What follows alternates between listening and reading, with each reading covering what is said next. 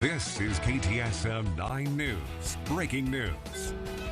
We begin today with explosive news out of New Mexico State University. A lawsuit has been filed by two former NMSU men's basketball players at the center of hazing allegations that forced the program to shut down in the middle of the season.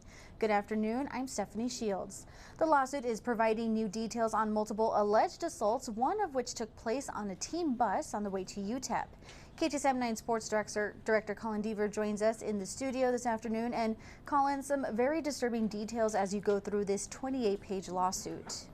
Yes, Stephanie, first a warning that many of these allegations are difficult to hear and read. The New Mexico State Board of Regents and these five men, former head coach Greg Heyer, former associate head coach Dominique Taylor, and former NMSU players Deshaundre Washington, Dr. Bradley, and Kim Aiken Jr. are all named as defendants in a lawsuit today filed by fellow former players Shakiru Odunewehu, Deuce Benjamin, and his father, William Benjamin. Deuce's father, who is also again in the NMSU Hall of Fame and the boys basketball coach at Las Cruces High School. No criminal charges have been filed in the case at this time, but it has been referred to the New Mexico Attorney General for possible criminal charges. Now, Skylar Soto is in Las Cruces, and we'll dive into the 28-page lawsuit in a moment, but it stems from the February 10th hazing allegations that ultimately canceled the 2022-23 season and resulted in Heyer's firing on February 14th. It's clear from the lawsuit that what happened is much more serious than hazing, which is how the school presented it at first. It includes allegations of sodomy and touching of the genitals by Washington, Aiken,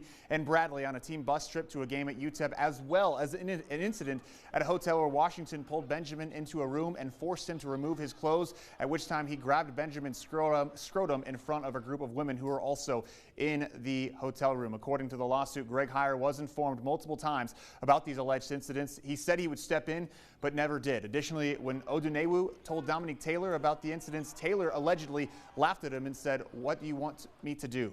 New Mexico State University responding to the lawsuit with this statement, quote, "While NMSU does not comment on pending litigation, we want to assure everyone that this issue is being taken seriously. As we announced earlier this year, the university is working with Greenberg Traurig to look into these allegations." The statement continued, "Their work is underway and running in parallel to our own internal investigation into this matter," end quote. Now, KTSM has reached out to the coaches, Heyer and Taylor, and the players, Aiken, Bradley, and Washington. So far, Bradley is the only one to respond to us, referring us to his attorney. Athletic Director Mario Mocha also declined comment when reached by phone this afternoon. As promised, Skylar Soto is in Las Cruces this afternoon with team coverage as she dives into some of these explosive allegations made in this lawsuit. It's a 28-page document, Skylar. What have you learned so far?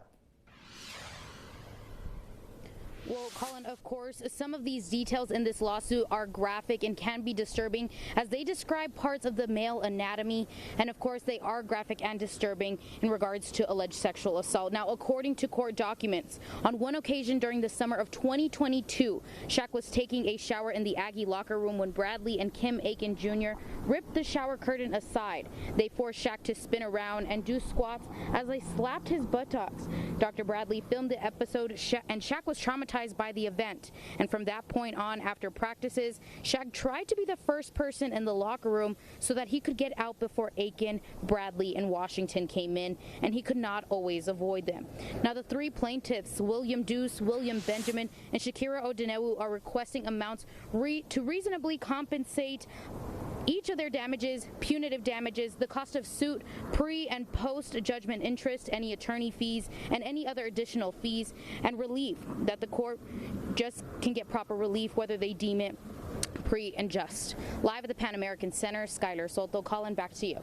Skylar, thank you. And according to the lawsuit, by not doing anything, Heyer and Taylor emboldened and empowered those three players and gave them power over their teammates. That's a direct quote from the lawsuit. It also alleges that at least one other player and staff member were subjected to these incidents and that the elder Benjamin called Heyer and Mario Mocha to try to discuss it with them, but they did not return his calls. That happened the night before charges were filed with NMSU police back on February 10th. We will have much more on this developing story in our later newscast. Stephanie.